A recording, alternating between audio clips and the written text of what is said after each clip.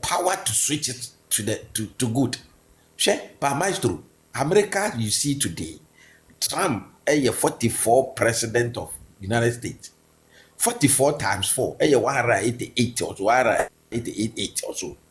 That is 200 years of their voting. 200 years, say, 60 something years, no. Emufa, friends, a kukurubias, military janta.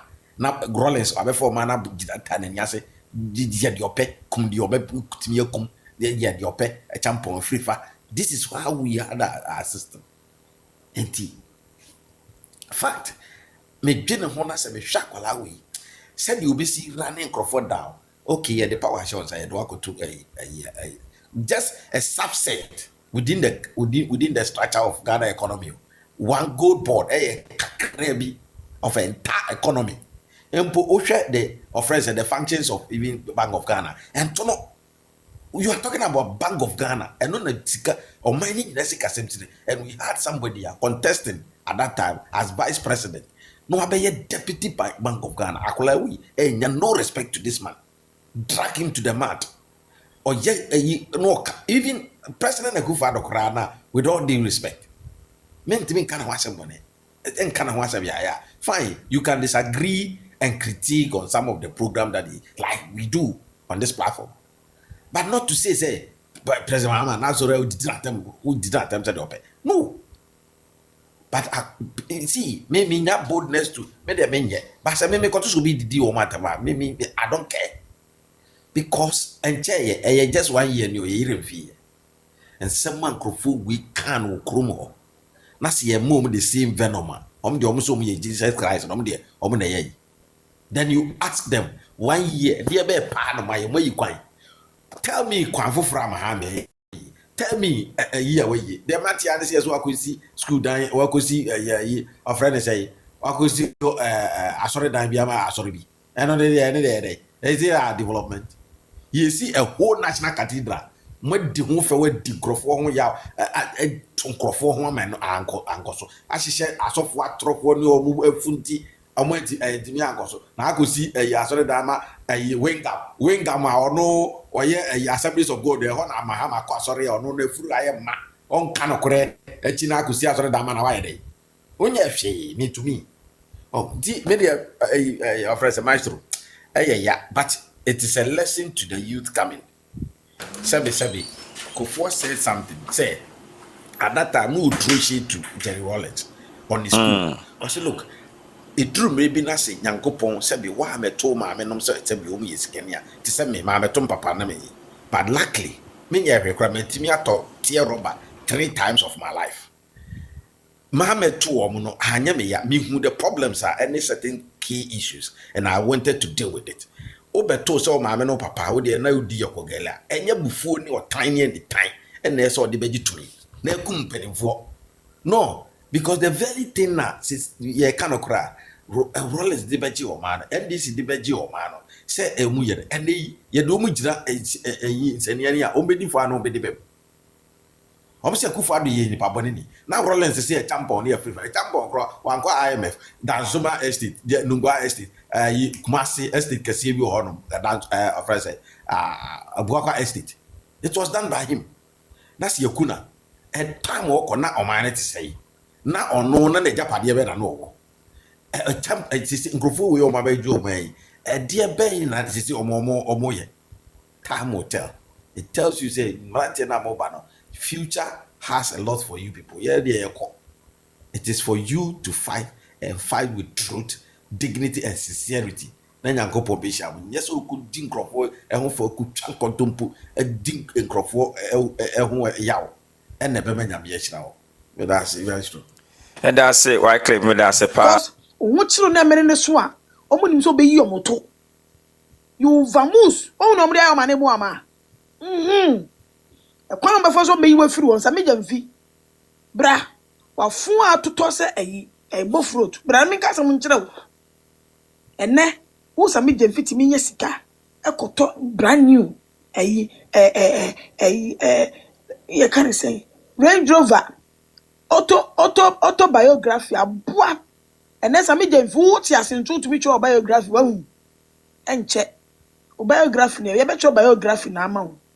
Shenafuno to talk. Sami Jemfi a panta and say your madaka. When you see Kenya, so call you to crash your teeth from me a line, no crying, papa. Me cram your back, make me up I a line at winning, papa. But I mean you to about your mouth. Sami Jemfi but down for. Krom 4 me se woni mahama eni Ibrahim me se NPP ba power munwane munwo munfa Burkina amenanim na munkopie Burkina for bia rebels no wo no munko hono mbeje mo ye wie wa be fa Togo nzu no fa Togo jume de be diwu no mahama no wahu ene wo Ibrahim mahama na engineer no so wanye sika nya nso no wo so de odi odwan ahoma esen ne glasses so di ko gina nipa enim de kasa enkukro ntimi ntonku nsra nanim osikani a nanim nyina de bi nim ayefita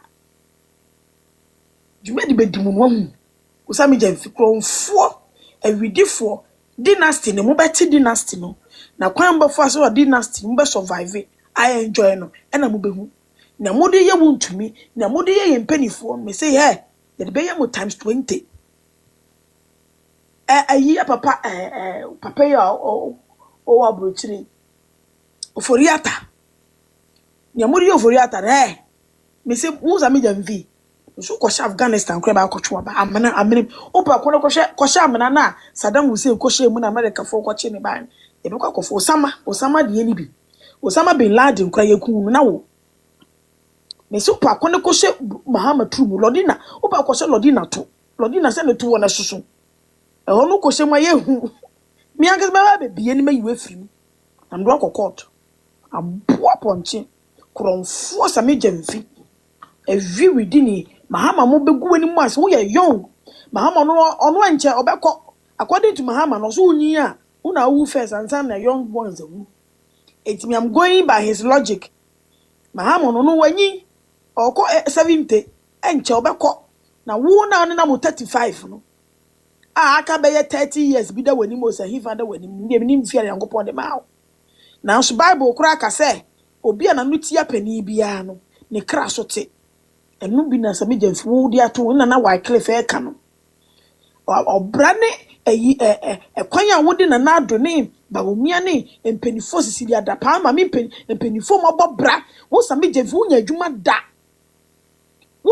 da adwuma na wo koyeye ewe choba chance a wo wo koya maame akola bi akola wo choba ho no serve aduane na akonye mo no wo konye makola na wo dwane ye Sami Jemfi wo jume de bedi wo no hu me see politics crumble beja over retire politics by the age of 32 or 30 something but I'm kronfo within him ezu Sami Jemfi why ade ana na Ghana for mo gbashi no ana tell mo gbashi Sami Jemfi honorable Michel yeah 240 million US dollars yeah ni ebetimi akodi dwa ye di gold fu dwa ni aboka na we see a news hello NPP for mo peba bintina we I na mabetina NPP for mo peba bintina ye aboka nyama asem ana hello asem Ghana sika ye di ase no ana hello Sami Jemfi oho na we de me na asem tu yeah agrada danfo mo an mo pitira agrada akodam ye say agrada ye say yeah na NPP for hello NPP for money abrebe say adai waboka adai waboka ai wadi edi scan edi honorable mpacho me chafa me ko me baby edi nti mama me chafa hello aje ezu de ne omodele no na o de ezu babai mu a o pese da enkoso NPP for munja kasa na mukasa na ya doso munja kasa ana munja kasa na honorable Sami Jemfi odwe no waboka are wa ye honorable be chirechire mu ama for me chirechire mu biom na so be chirechire mu why oh pe story bika Ghana for acha 1 week e wire be free ana hello ana we run free Ache, Sami Jemfi na money the dealing. Nkanya se obi oye communication mu di go na kwa kwhye ne mo pese den munya. Mo pe mfa so ben. Hello? Mfa so ben na mo pe. Obi anu communication na onu NDC abo NPP fo chisa mo sore mo siko position mo come no God board mo pese onya de ben. Adwuma de wo ye no unim adwuma no anisu a e den da e ka ba mo e ka bo e beba mo NPP fo mo nja hello. Munja Sami Jemfi munja no. I just like him. He's a very nice young man. Yeah. Hello, honorable. Me chafa me de wa me de mekan o. Me de mami bi. Mami bi mindi me. Ana hello. Hello no ya do so ya. Sami Jemfi. I don't know Sami Jemfi na afi we mu ne ho aba asem premium no agrada de yi. Na we. Amanfo na ye ne sa. Yeah. We abayifu na yesa atafufo ni abayifu mo na mo ha Sami Jemfi sa ana na udi ye ko de wa hu plan yes just get out ho anka anye we yanko be de anya biadi ana bu di gara sika di wadi siga na fo mo anka sa mo hoje mo ndi bi me support NDC NPP bia me support NPP hello NPP for muntra ba bi mma Sami Jemfi ndi odi gana siga odi ase no na nga bia on communication ayi straight for ye na kwakoto so ongodija wan obi a okasa o ye na kwakoto business sector awati ba tibida ye na kwakoto wa mo pese onye de nganye sika do be dia ana we wandi waboka we de wandi waboka kana ba na ambo wa hu waso amboka bia na so sika no so ye hu ono amboka ono so sika no ye hu ye honorable me pacho sika no bia we secret hello we no secret sika no be so me so me pebiadi di no me so mon kai me ana me nka ezu hu ese abaka ezu hu nti mo fa bi mbra me na mindi wa ana Anje. Hello. Sorry. Me mpesa obi ya na dia. Obi na abai mu. Ana Ghana yedi ye gold akọ. Si onu nko na betimi ato gold no. Ana oto gold no dia kwa mo na ne. Ana amanone fo so mo man market no papa. Nti market na o ma no papa na say ada ti na mubu afu no hello. Amanone fo no na man good market. Enti na wa oto ade kwa yi a bi wa utimi boka. Men ne kwa the first time I'm say obi aton gold aboka. And first in history. Yeah, so for me history. Hey, so me support him ana kwa yasem na meka. We beti me kwa yasem na meka. Yeah, so for no medwa me. Anwumbre ya medwa me. Yeah, yasem be grani. NPP for mo nyo, mo nye. NPP for mo so mu nim kwan ya fa so timi bia yiye. Man kire Sami Jemfi. Manchire no afa mo ahwe no akwakoboka wi afre mo abetira wakaze ayi Sami Jemfi membuo mo honorable I salute you membuo bia hey sika na ayira ana omo ba kasa hwe Ghana for me moje me how me chechi wase mu bi me magana for 1 month omo wira be free agrada mo so agrada so say obi awira free agrada sa asem no say eno so batwam sa da week ni me ho so mferi we so betwam Ghana for the yenka ya de o ya de waso wa unim ye wura free asem ntem si ye wura be fi nti sa be di bibiam ni foforo bra wo de wan di kwampa di amanfo wo de we mi be si a me nka ne bebre ona so na bo mesraw me chefa wom tim bomode a momposu mi ana we do mo mami ezu mo mami ho mama me de ma beka ho ana we de mameka hwe me beka gensi NPP no ana we Honorable Sami Jemfi wadawromo abutreka $8 million cry and amusi yem crucify ne yem na sendem now the $214 million they said this okope bonsam be obe condition abishan for it is possible bronya ye dia aya basa de oton so ye nto aye nyina ye guma ye dia awrehoi awrawo sema eye abanya etisue ene lawyer Samijemfi akofa abeso Ghana for ne se me ne wo kase lawyer Samijemfi ene NDC aban abo Ghana ka $214 million na eka ne nyina ne se Ghana ha se nipa ono nko awo ho tumi se otimi ton gold obi man so no to gold Ghana Samijemfi obi ani ho tumi so otimi to gold firi obi afoforo bi awo anase we export gold ko amama afoforo so Jesus Samijemfi enti Ghana gold twitwiri die wo Ghana nyina no ni nyina ehye Samijemfi sa ono ene ton on the determine prices impo asebio omo mototo no locally kura ebeto enti ono so na toto firi wo mo wo fom ne wo ono so de akwadwa man so akoto ne board odi sika ebre Ghana ban ebo ni dwetre $10.2 billion se on fen disa edwa wodi nyina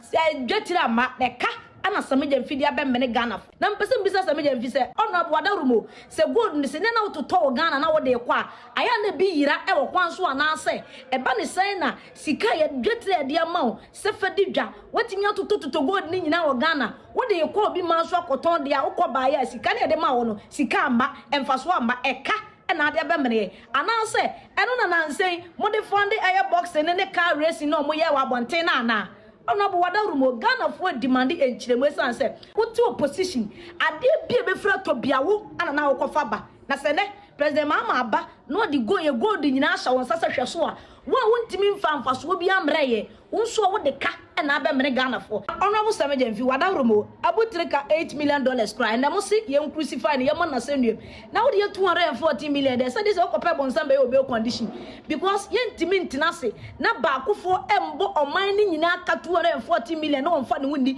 woni se sa $214 million ya sa ka we ya Samijemfi nko asa aburo sa oman ya ene ye nti any committee bia se enhwe na asemu aban we for report bia meda bonti so be investigation sa $214 million no ebetima employ nurses from 2021 to 2024 tifie ebetima for teachers ebetima construct over 10,000 kilometers of road ebetima complete agenda 111 project nina suku adan in fact sesesi kan ka se die project ebetima si factories be 50 a ebetima employ youth sesesi ka we nke ebetima si 600 chip compounds amoka se be na 2025 a teacher for promises awodo am campaign promise nina and ka sesesi ka ebetima complete half of your manifesto then so Samijemfi wonkuani nipa owa Ghana as the first Ghanaian a oton gold eboka oton sika kokko na oboka na se gold board nkoa an ya bosa aka we nyina de any other institutions obo de ama he de se beto ha se ade se ton Ghana